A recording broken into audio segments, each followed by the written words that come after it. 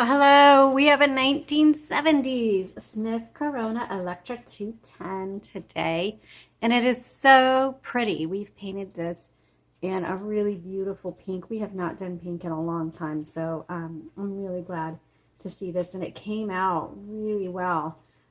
Gorgeous machine, and I can't wait to show it to you. So, this is a good machine for beginners and for kids or just for everyday typing. So whether you're used to typewriters or not, you should find this really enjoyable to use. Okay, so here's our carriage. This is where your paper is going to go. To set margins, because they're not automatically set, I mean, in a sense they are, it's where they're set. Right here tells you where the margins are set, and so you just drag and push them, or push down and drag to wherever you want them. This is a paper guide. I'm going to bring that over. Paper holder goes here, which is really helpful. It's a small thing, but I really find it helpful because the paper just flops over and hits the back of the table, and it's really annoying. So I use the paper holder. To move this carriage, there's two levers behind each handle, and you just pull that and you just drag it. Okay. Now this is an electric typewriter with a power return, meaning there's no return handle. So as I'm typing today, you'll probably see me kind of lift my hand up to use the return handle because I'm so used to that. But this one doesn't have the return handle. But that also means please don't put anything around this typewriter, because sometimes when you turn it on or you hit the power space or something like that, it releases the carriage and things get knocked over and broken. So just don't put anything around the carriage area. All right, so I'm going to pull open the top, and you can see inside. Here's the ribbon. We've put in a brand new universal ribbon for you. You can purchase ribbons from us at UntitledTypewriters.com. If you have a typewriter and it's got metal spools in it and you want to keep the metal spools, well, send us the spools and we will wind it with fresh ribbon for you. There is an option on our website for that as well. Let me know if you have any questions. Okay, when you replace it, black on top, red on bottom, make sure it's threaded through the guide wires properly. We do have a video on YouTube that shows you how to do that. Also, make sure when all they do is you just pull out and pull in. There's a little metal pin that sticks up. Make sure one of these holes is on top of that.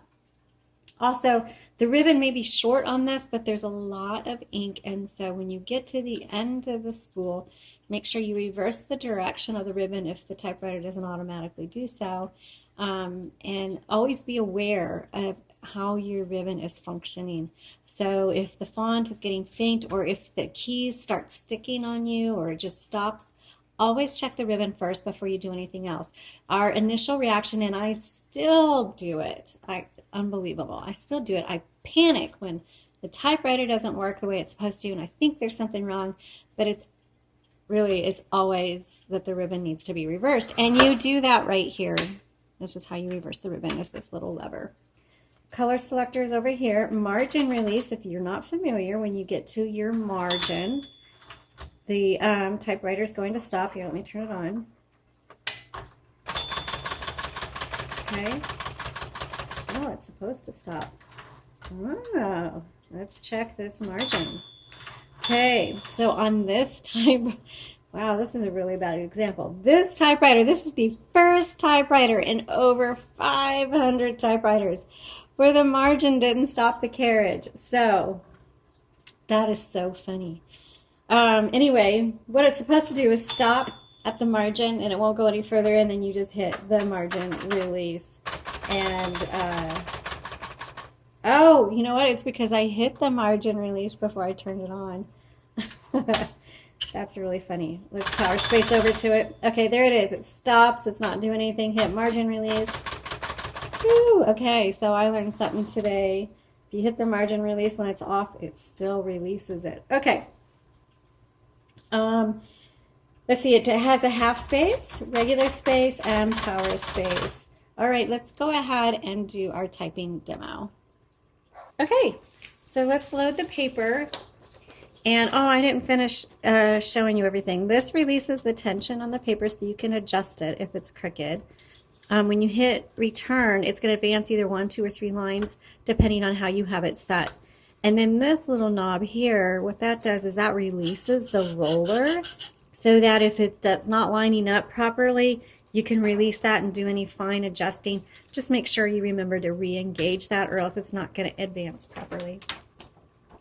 Okay, you just set it in there. You don't need to press or push your paper down or force it through. Just set it there and then turn the handle. Pull that metal bar forward. And I like to go up to make sure it's even and it's really close but not quite. So I'm going to adjust it. There we go. And let me check my margins. I'm going to bring them in just a little bit. Put up my little thingamabobber. And let's do some typing. And oh, by the way, tab, just, if you do this, this is your tab. To clear and to set is right there. So this is a 1970s Smith Corona Electra 210. All right, and let's keep typing.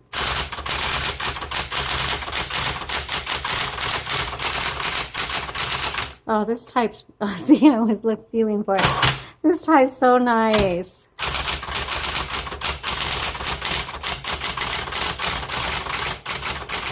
So I've had some electrics lately, and they've typed well. They perform just fine, but I haven't had one where I'm just like, oh yeah, that's nice. That's really nice. Okay, and that's what this one is. This is a that's nice typewriter.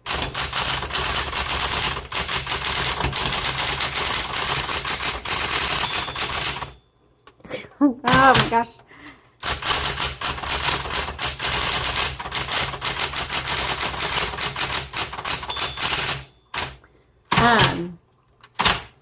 Really fantastic machine. Let's go ahead and we'll do all of the keys. This is going to be good for fast typist. This will be great for kids. Anybody really. It's going to stand up. If you want to do book writing, this is really going to stand up for you. This is, so I like to do, when I talk to people about, there is a bird out there making this really weird noise. I don't know if you can hear that. Sounds like a horse clopping. We live in a rural area, so we get weird noises out here. Okay. What was I saying? Typing, book writing.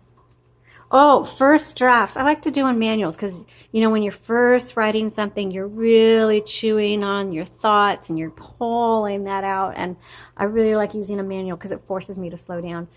But if I want to create like my first edits or second draft, I get on an electric and I bang that puppy out because I'm usually in a lot bigger hurry.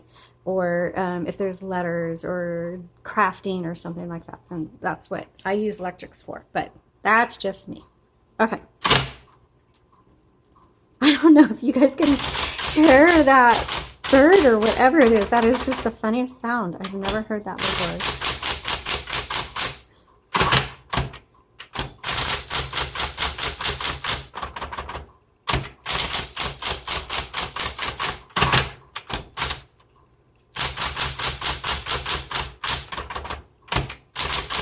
Maybe he doesn't like me doing a video. He'll probably shut up as soon as I stop. Okay.